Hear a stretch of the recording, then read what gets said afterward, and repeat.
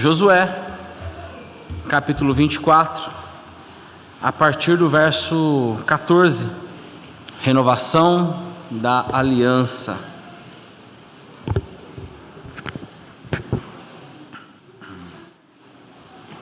Página 334, se a sua Bíblia for a versão Nova Almeida atualizada.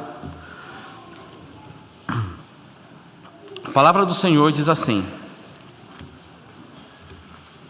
Josué dizendo: agora, pois, temam o Senhor e o sirvam com integridade e com fidelidade.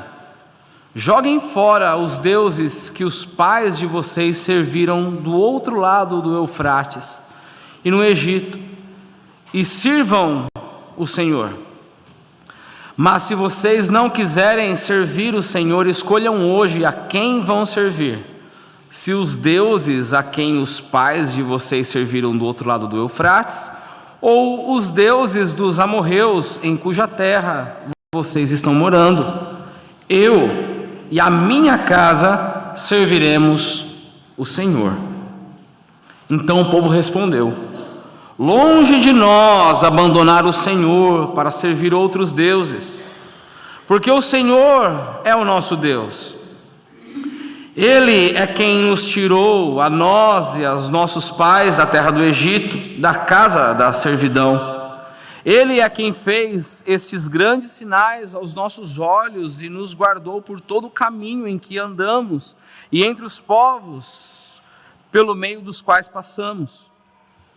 O Senhor expulsou diante de nós todas estas gentes, até o amorreu, morador da terra.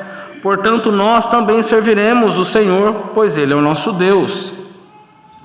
Então, Josué disse ao povo: vocês não poderão servir o Senhor, porque é Deus santo, Deus zeloso, que não perdoará a transgressão e os pecados de vocês. Se abandonarem o Senhor e servirem deuses estranhos, Ele se voltará contra vocês e lhes fará o mal e os destruirá depois de lhes ter feito bem. Então o povo disse a Josué: não, o que queremos é servir o Senhor. Josué disse ao povo: vocês são testemunhas contra vocês mesmos de que escolheram o Senhor para o servir. E eles disseram: sim, somos testemunhas. E Josué continuou: agora, pois, joguem fora os deuses estranhos que há no meio de vocês e inclinem o coração ao Senhor, o Deus de Israel. O povo disse a Josué: ao Senhor nosso Deus serviremos e obedeceremos a sua voz. Assim, naquele dia Josué fez aliança com o povo e lhes deu estatutos e juízos em Siquém. Josué escreveu essas palavras no livro da lei de Deus, pegou uma grande pedra e a erigiu ali debaixo do carvalho que estava junto ao santuário do Senhor. Então Josué disse a todo o povo: eis que esta pedra nos será testemunha, pois ouviu todas as palavras que o Senhor nos tem dito. Portanto, será testemunha contra vocês, para que não mintam ao Deus de vocês. Então Josué despediu o povo, cada um para a sua herança. Oremos mais uma vez. Senhor, nós agradecemos porque o Senhor preservou essa palavra, esse registro de algo que aconteceu há tanto tempo atrás, mas hoje no século 21, 2023, essa palavra chega intacta aos nossos corações. E pedimos para que o mesmo Espírito Santo que inspirou o autor desse texto a colocar a tinta no papel, que o Espírito Santo venha iluminar agora essa palavra ao nosso coração, para que possamos aplicar essa verdade à nossa família, ao nosso cotidiano, em nome de Jesus. Amém. Irmãos, Josué vivenciou anos marcantes na história do povo de Israel, ali no início, quando conquistaram a terra prometida. Josué fazia parte daquela primeira geração de israelitas que saiu do Egito rumo à terra prometida, Josué presenciou vários milagres, era auxiliar, companheiro de Moisés. Quando Moisés recebe as tábuas da lei, Josué presenciou Moisés descendo com as tábuas da lei em direção ao acampamento de Israel. E depois que Moisés, que era o grande libertador do povo de Israel, morre, depois que Moisés morre, Josué é levantado como o sucessor de Moisés. Josué era um guerreiro já. Quando ele saiu do Egito, ele tinha ali por volta dos seus 40 anos. Muito provavelmente aprendeu a ser um general de guerra no Egito. E Josué liderou o povo em batalha para que o povo tomasse posse da terra prometida. Josué fez o povo atravessar o rio Jordão a seco. O rio Jordão se abriu e o povo passou. Assim como Moisés fez o povo passar entre o Mar Vermelho, Josué fez o povo passar pelo rio Jordão. E assim Josué distribui a terra entre as tribos de Israel. E aqui Josué está prestes a partir, a deixar o povo. Ele sabe que os seus dias estão acabando. Então ele tem a ideia de convocar aqui os anciãos. Se você voltar uma página, no capítulo 24 ainda, no início, verso 1, diz que Josué chamou os anciãos de Israel, os seus chefes, os seus juízes, os seus oficiais diante de Deus. Isso aconteceu, essa convocação, na cidade de Siquém. Por quê? Não faço ideia. A Bíblia não deixa claro por que em Siquém. Mas é interessante o seguinte: quando você volta para Gênesis, o capítulo 12, versos 6 e 7, você não precisa abrir, você se depara com uma história muito interessante. Deus prometendo a Abraão a terra de Siquém, aos descendentes de Abraão. E depois de quase 400 anos, lá está Josué com os descendentes de Abraão. Ou seja, Deus está cumprindo a sua promessa, a promessa que fez a Abraão, porque Deus é fiel. E aliás, também, aqui ainda no capítulo 24, logo no início, do verso 1 até o verso 13, que é o texto que nós não lemos, e você pode fazer isso na sua casa depois, e é muito legal, é muito interessante esse texto, porque Josué começa a lembrar o povo de tudo aquilo que Deus tinha feito no meio de Israel, dizendo: olha, Israel, como Deus foi bondoso com vocês, como Deus foi fiel com vocês. E esses feitos de Deus, a bondade de Deus, a fidelidade, é o que deve servir como combustível para a resposta fiel do povo também. Então, diante dessa bondade de Deus, diante dessa fidelidade de Deus, Israel, qual a resposta que nós daremos ao nosso Deus, ao Deus do pacto, ao Deus da aliança? E Josué sabe aqui como responder. Então nós passamos agora para a exposição desse texto. Eu peço para que você mantenha a sua Bíblia aberta. Nós vamos passear pelos versos. Gostaria de ler inicialmente os versos 14 e 15. Como Israel deve responder ao Deus do pacto. Verso 14. Agora, pois, temam o Senhor e o sirvam com integridade e com fidelidade. Depois, na aplicação, nós vamos nos deter aqui nessa frase. O texto continua dizendo: joguem fora os deuses que os pais de vocês serviram do outro lado do Eufrates. Josué está se referindo a Abrão, quando se chamava Abrão, nem se chamava Abraão ainda. A sua família servia outros deuses além do rio Eufrates. Ou vocês então, escolham aí se vão servir os deuses que a família de Abraão ou de Abrão ainda serviam, ou os deuses do Egito, ou se vão servir ao Senhor. Mas se vocês não quiserem servir ao Senhor, escolham hoje a quem vocês vão servir: os deuses a quem os pais de vocês serviram do outro lado do Eufrates, ou os deuses dos amorreus, que, convenhamos, não são lá grande coisa, em cuja terra vocês estão morando agora. Decisão de Josué, eu e a minha casa serviremos ao Senhor.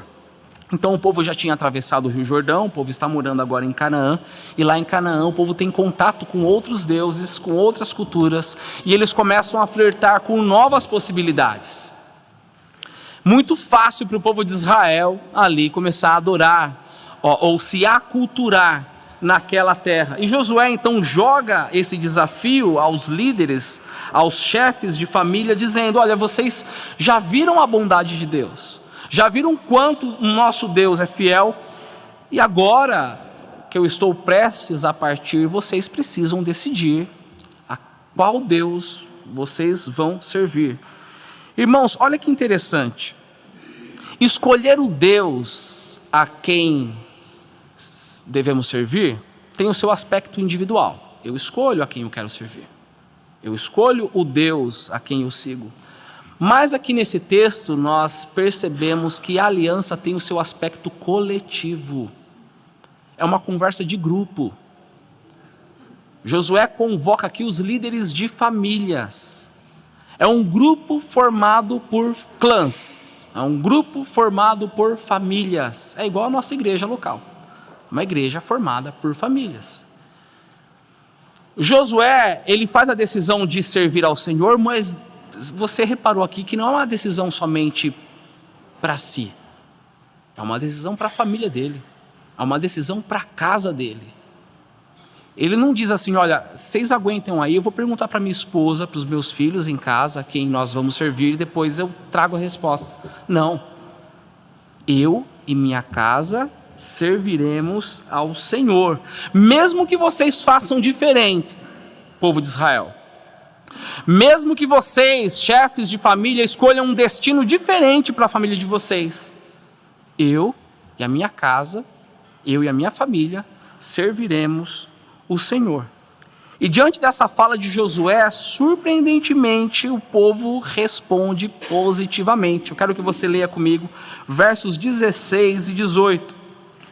Então o povo respondeu: longe de nós abandonar o Senhor para servir outros deuses, porque o Senhor é o nosso Deus. Ele é quem nos tirou a nós e a nossos pais da terra do Egito, da casa da servidão. Ele é quem fez estes grandes sinais aos nossos olhos e nos guardou por todo o caminho em que andamos e entre todos os povos pelo meio dos quais passamos.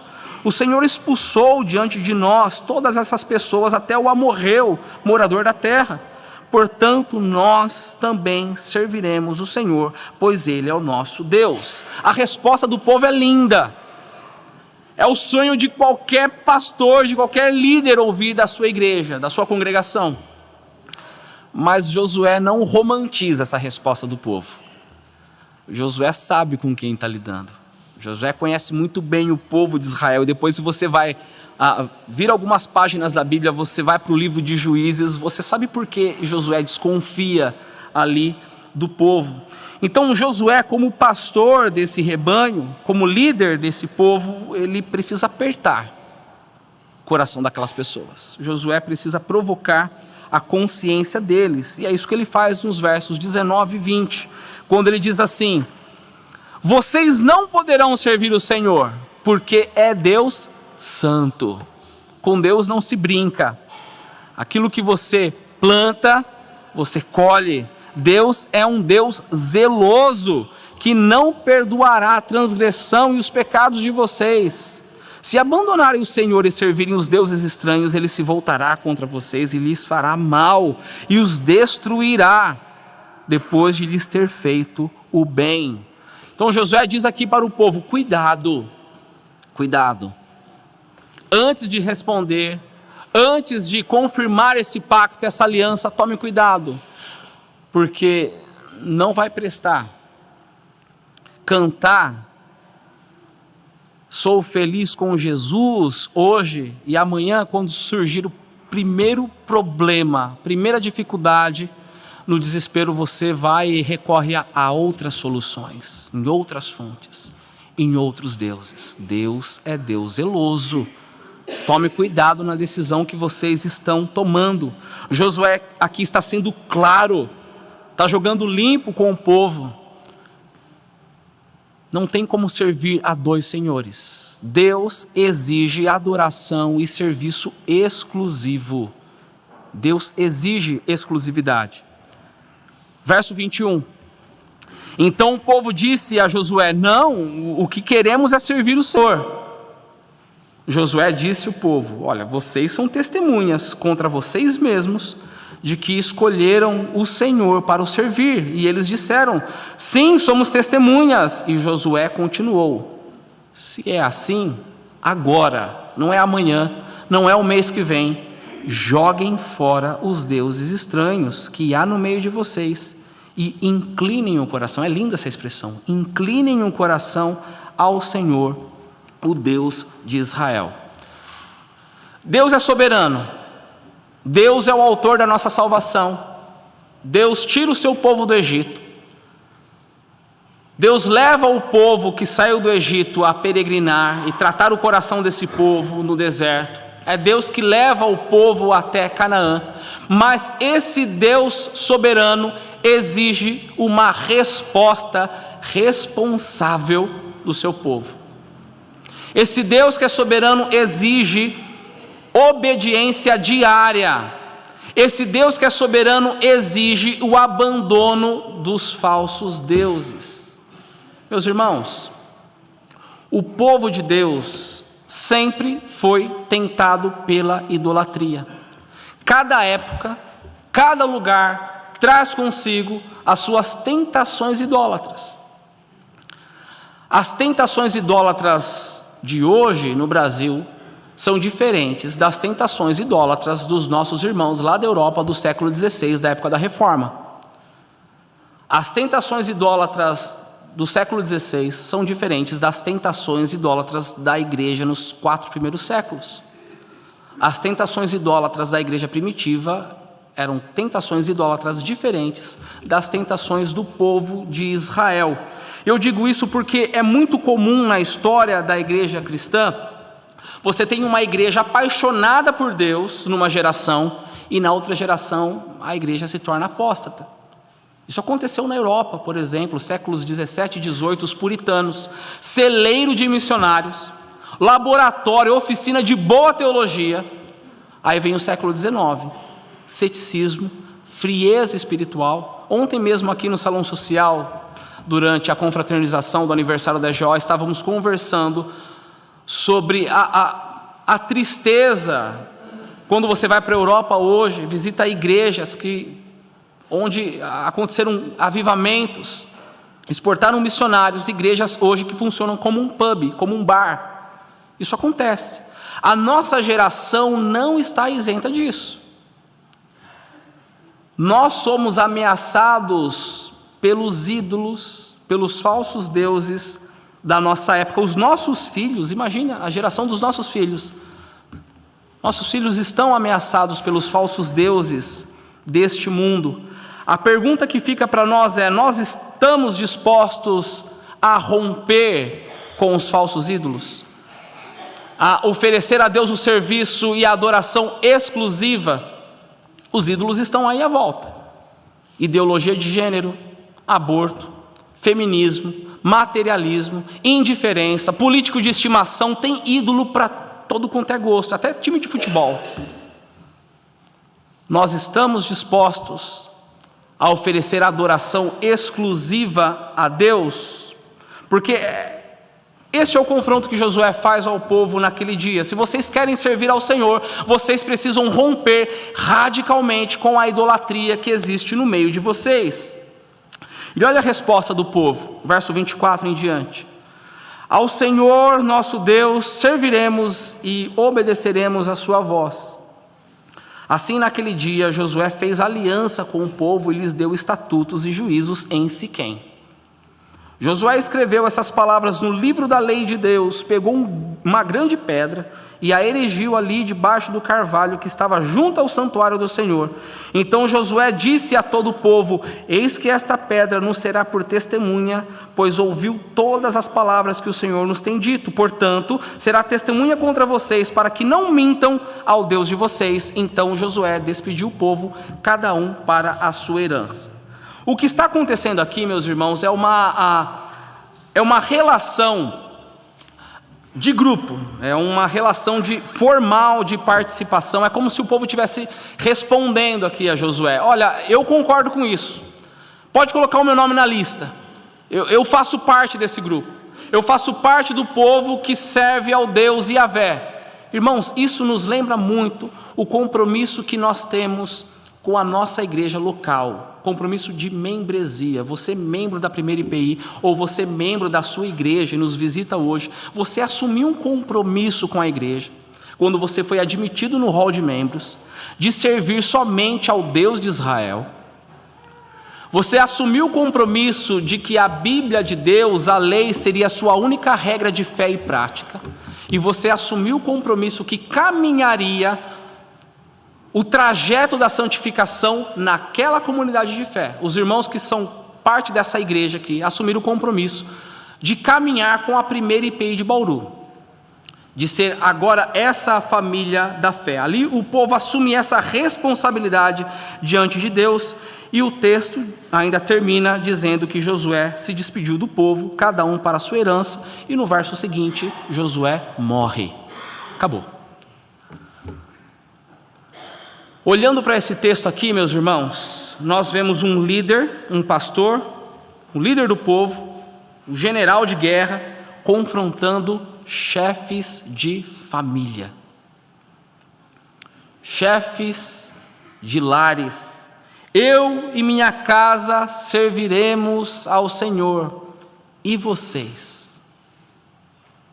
Para onde vocês estão levando as casas de vocês, as famílias de vocês? Qual o destino que você dará à sua esposa, ao seu marido, aos seus filhos, aos seus netos? Para onde? E trazendo para nós, queridos, nessa manhã, esse texto, trazendo esse confronto, eu gostaria de trazer algumas perguntas, primeiramente ao meu coração, consequentemente ao seu coração, algumas perguntas para a igreja. E a pergunta é a seguinte: e quando chegar a sua hora de se despedir dos seus? Ou você pensa que estará vivo aqui até que seu filho ou sua filha se case, se torne adulto, se torne responsável? Como vai ser quando o seu filho ou a sua filha, o seu neto, sua neta, seu sobrinho, seu irmão mais novo, caçula, tiver que morar fora, em outra cidade, para estudar ou para trabalhar? Ou quando seu filho ou sua filha tiverem que sair de casa porque agora vão começar uma nova família? Você, pai, que tanto cuidou da sua filhinha, né? Geralmente os pais, homens, têm um contato maior com as filhas, e aí cresce essa menina achando que é uma princesa, aí chega a hora de entregar essa princesa para o sapo, de entregar para um barbudão, que anda com a calça caindo, aparecendo a cueca. Como vai ser esse dia, pai? Ou a mãe, né, que tem um contato maior com a filha, ou com o filho homem, né? O meu queridinho, será que a minha nora vai saber cuidar tão bem do meu pequeno como eu cuido? Quais serão as suas palavras de despedida aos seus filhos, às suas filhas, ao seu neto, à sua neta? O que você vai dizer? Ou então, e se não der tempo de você se despedir, porque nem todo mundo tem essa oportunidade da despedida, o que você terá deixado para as pessoas que você tanto ama? Já parou para pensar nisso? Eu creio que nesse texto que nós meditamos nessa manhã, nós podemos extrair algumas recomendações, algumas lições para isso. E eu gostaria aqui de compartilhar duas breves lições. Uma é um pouco mais doutrinária, aguente firme aí, e a outra é mais prática. A primeira lição que eu gostaria de compartilhar com a igreja é a seguinte: antes de tudo, a sua casa precisa pertencer à aliança. Para começo de conversa, a sua casa precisa pertencer ao pacto. O pacto, a aliança, não é somente para você, adulto. O pacto é para o seu cônjuge, o pacto é para a sua esposa, você, esposa, o pacto é para o seu marido também, e o pacto é para os seus filhos. Escolher o Deus a qual servir tem um aspecto individual, mas se você reparar bem na Bíblia, Deus sempre estabeleceu alianças e pactos com famílias, com a família de Adão, com a família de Noé, com a família de Abraão. Josué aqui no verso 15, quando ele diz: eu e minha casa serviremos ao Senhor, não é uma decisão por ele só, ou para ele, é uma decisão para a sua casa. A sua casa, a sua família tem um pacto com o Senhor. Aí você me diz assim: ah, mas isso é coisa do Antigo Testamento, Rodrigo. Não, é algo da Bíblia, também no Novo Testamento. Quando você vai em Atos, por exemplo, capítulo 16, quando Lídia entregou a sua vida ao Senhor Jesus Cristo, ela e toda a sua casa foi batizada. No mesmo capítulo 16, quando o carcereiro se converte diante da pregação de Paulo e Silas, ele entregou a sua vida ao Senhor Jesus Cristo. O final do texto ainda diz que a família se alegrou por ele ter crido, mas foi batizado ele e toda a sua casa. Meus irmãos, isso acontecia porque na mentalidade do povo do Oriente Médio, é assim que funciona. Se eu tenho um pacto com Deus, a minha família tem um pacto com o mesmo Deus, e não tem conversa. Imagina você chegar hoje para um muçulmano, ou então para um judeu ortodoxo, dizendo assim: olha, não circuncide o seu filho com 8 dias, espere ele crescer, para saber o que ele vai decidir. Não entra na cabeça dele, de um muçulmano, de um judeu. Porque na cabeça do judeu, que é o povo do Antigo Testamento, se eu tenho um pacto com Yahvé, meu filho tem um pacto com Yahvé. Porque se eu posso esperar o meu filho crescer, para ele decidir se ele vai ser cristão ou não, então você pode seguir o fluxo do mundo. Você pode esperar que seu filho cresça também para que ele decida aquilo que o mundo chama de gênero. Deixa ele decidir. Essa ideia da salvação individual, do pacto individual, é uma ideia ocidental da nossa época, não tem nada a ver com o povo da Bíblia. No Antigo Testamento, não existe outra forma de você pertencer a Israel, de você pertencer ao pacto, a não ser por meio da circuncisão. No Novo Testamento é a mesma coisa. Não tem outra maneira de você ser considerado cristão. Leia a história da igreja, você vai saber disso. Não tem outra maneira de você pertencer à igreja do Novo Testamento, o povo da aliança, a não ser pelo batismo. Aí alguns irmãos nossos, irmãos em Cristo, ok? Não quero criar briga, mas irmãos nossos dizem assim: ah, mas para pertencer ao povo da aliança não precisa batizar, basta apresentar. Não. A apresentação não tem nada a ver com a nova aliança. A apresentação é do antigo pacto. Ah, mas Jesus foi apresentado no templo quando era criança. Sim, porque ele era judeu. Êxodo capítulo 13, você sabe por que Jesus foi batizado. Se Jesus fosse menina, ou se não fosse primogênito, não seria apresentado ao Senhor. Por que Jesus foi apresentado? Porque ele era primogênito, porque era macho, e porque ele foi circuncidado, porque era judeu. Você não tem nenhuma recomendação no Novo Testamento para a apresentação de crianças. Você já viu isso em alguma carta? Paulo ensinando a igreja: apresentem os seus filhos.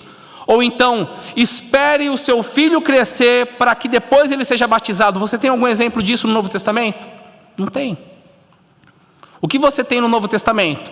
Quando alguém se convertia, ela e toda a sua família era batizada. É assim que funcionava. É isso que nós vimos aqui nessa manhã no batismo da Teresa. Nessa manhã o Vitinho e a Aline trazem a Teresa, que agora passa a fazer parte do povo da aliança. Não é mais uma criança pagã, ela pertence ao pacto, ela tem um pacto com o Yahvé a partir de hoje, a Teresa. E à medida em que ela cresce numa casa que pertence ao pacto, ela aprende a amar a Deus a cada dia, com a Aline, com o Vitinho. E quando ela passa a amar a Deus, ela se apropria de tudo aquilo que o batismo comunica, de tudo aquilo que o batismo significa, porque agora é uma casa completamente do pacto. Vitinho, Aline e Teresa, as nossas casas precisam ser casas que pertencem ao pacto do Senhor. E para isso, queridos, eu quero até encorajar aqui, fazer uma indicação de um livro, até indiquei para o Vitinho essa semana. É um livro bem curto, da editora Monergismo, não estou ganhando para isso. O livro se chama Eu Pertenço a Deus, um catecismo para os filhos do pacto. E é muito interessante a introdução desse livro, porque o autor, o pastor, ele nos desafia a olharmos para os nossos filhos, ainda que pequenos, e a tratarmos a eles como crentes no Senhor. Nós não podemos subestimar a capacidade espiritual de uma criança. Porque no nosso mundo ocidental, nós pensamos que a capacidade espiritual está limitada à razão. Não, a capacidade espiritual de uma criança é pela graça de Deus. É pela graça de Deus. Ok? Nossa casa precisa pertencer ao pacto. O batismo é o começo para isso, mas também não é tudo, e aqui nós partimos para a segunda lição dessa reflexão. Se no primeiro momento nós vimos que uma casa precisa pertencer à aliança, agora a lição que nós temos é que uma casa que pertence à aliança, uma casa que pertence ao pacto, deve servir o Senhor. Servir. Se você reparou bem na leitura que nós fizemos, do verso 14 até o verso 28, o verbo servir aparece aqui 14 vezes. É muito. 14 vezes nesses versículos. Irmãos, a casa, a nossa família, o nosso lar tem que ser um ambiente de culto a Deus, um ambiente de adoração, um ambiente de leitura da palavra, um ambiente de devocional. Essas coisas não podem ser como que um objeto estranho na nossa casa, mas tem que fazer parte da própria cultura. O verso 14 aqui, Josué diz assim: sirvam ao Senhor, temam o Senhor e o sirvam com integridade, com o seu todo o seu coração, com todo o seu tempo, tem que ser integral. Nós não podemos privar a nossa casa, a nossa família do culto durante a semana. O culto no lar, oração, leitura da palavra de Deus, louvor. Nós não podemos limitar esse culto ao domingo. Sabe o que é o perigo que pode acontecer nisso? O seu filho pode não assistir você em casa, ou presenciar você em casa lendo a Bíblia, orando e louvando a Deus. Ele nunca vai aprender a fazer isso? Vai. Se você trouxer ele para a igreja, ele vai aprender isso no departamento infantil, no Pequenos Pensantes. Mas você nunca, olha o risco que você corre, do seu filho crescer e nunca ter você, pai e mãe, como referência de culto, referência de servo de Deus. Porque se você não faz isso durante a semana, chega no domingo, para onde você leva o seu filho? Quando você chega na igreja?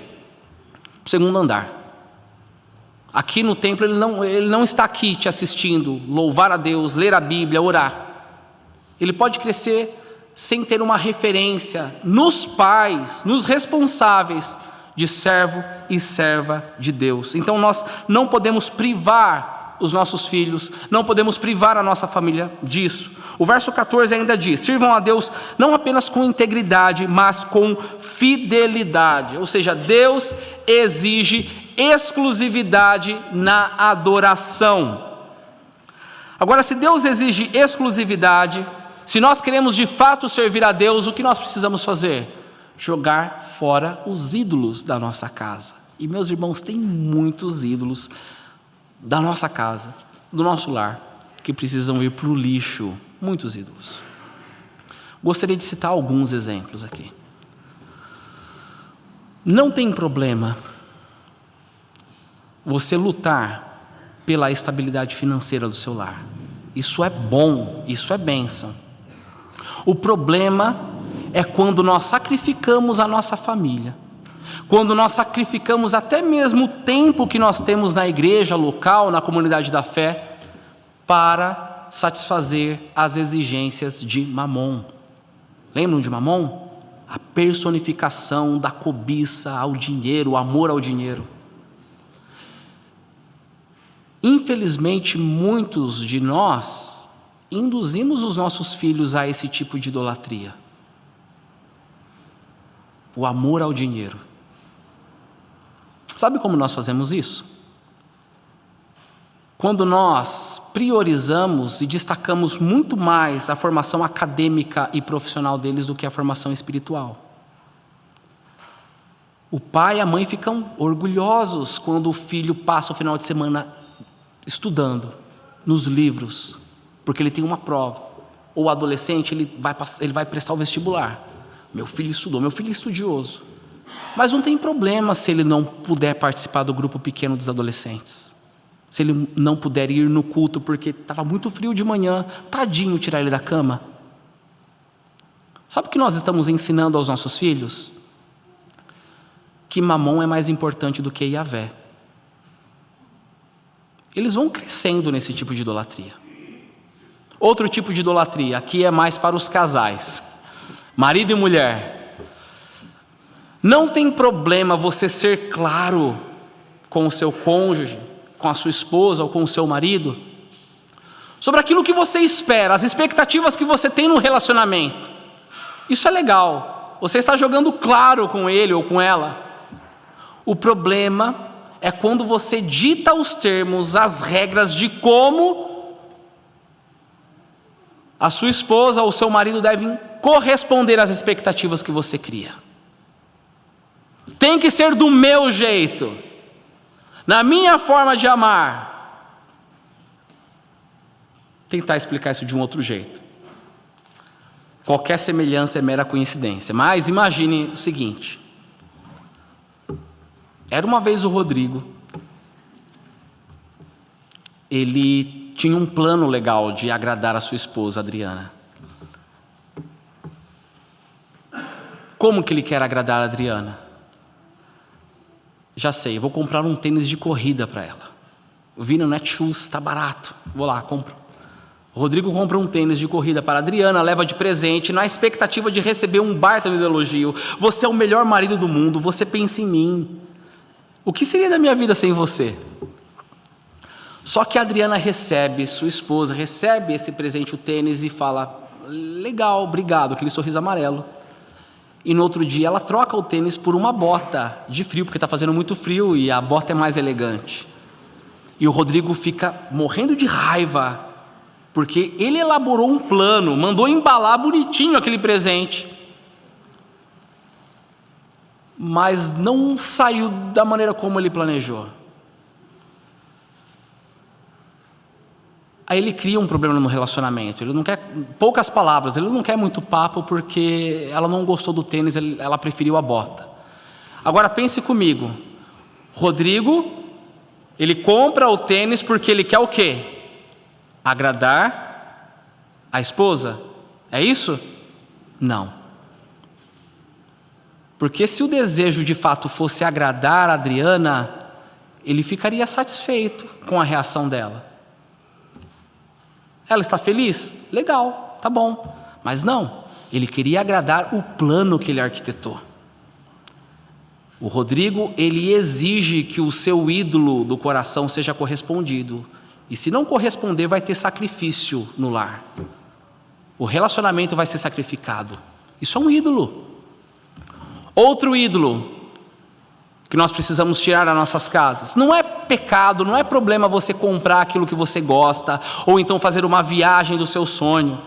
Eu tenho o sonho de ir para a Grécia, para Boracéia, seja lá onde for. Já pensou? Não é errado. Vai que, né? Vai que. Não é errado. O problema é quando eu compro ou eu faço algumas coisas pensando e achando que eu vou encontrar pleno conforto nisso. E nós, como cristãos, sabemos que o conforto verdadeiro está somente no Senhor Jesus. Meus irmãos, Todos esses ídolos, vários outros, eles competem com o Deus verdadeiro do nosso coração. E, sinceramente, é muito difícil a gente detectar esses ídolos. A igreja serve para isso, quando nós nos aconselhamos, quando nós conversamos, porque os nossos irmãos nos ajudam a identificar os ídolos do nosso coração, e não é uma tarefa fácil. Mas eu gostaria de encerrar a nossa reflexão dizendo uma coisa muito importante, por sinal, que há esperança para cada um de nós. Há esperança naquele a quem Josué prefigurava. Josué é uma prefiguração, é uma antecipação, sabe de quem? De Jesus. Há uma esperança para nós. Aliás, eu não sei se você já sabia, mas existe uma identificação muito interessante entre Josué e Jesus. Para começar, no nome, é o mesmo nome, em grego é o mesmo nome, Jesus, Josué. Significa Yahvé salva, significa o Senhor salva. E tem alguns paralelos bem interessantes entre Josué e Jesus. Josué foi o sucessor de Moisés, Jesus foi o sucessor da antiga aliança para a nova aliança. Josué foi o guerreiro libertador que fez o seu povo a conquistar a terra prometida. Jesus é o nosso general de guerra que venceu o nosso inimigo e nos faz a tomar posse da vida eterna, da nossa terra prometida. Se você parar para reparar, se você parar para olhar aqui, fazendo a comparação de todos aqueles que prefiguraram a Cristo no Antigo Testamento, você vai perceber o seguinte: Josué é um dos poucos que não tem um escândalo na sua história. Daqueles que prefiguravam a Cristo, Josué foi um modelo quase que perfeito. Não foi um descabeçado como Sansão, não foi um adúltero como Davi.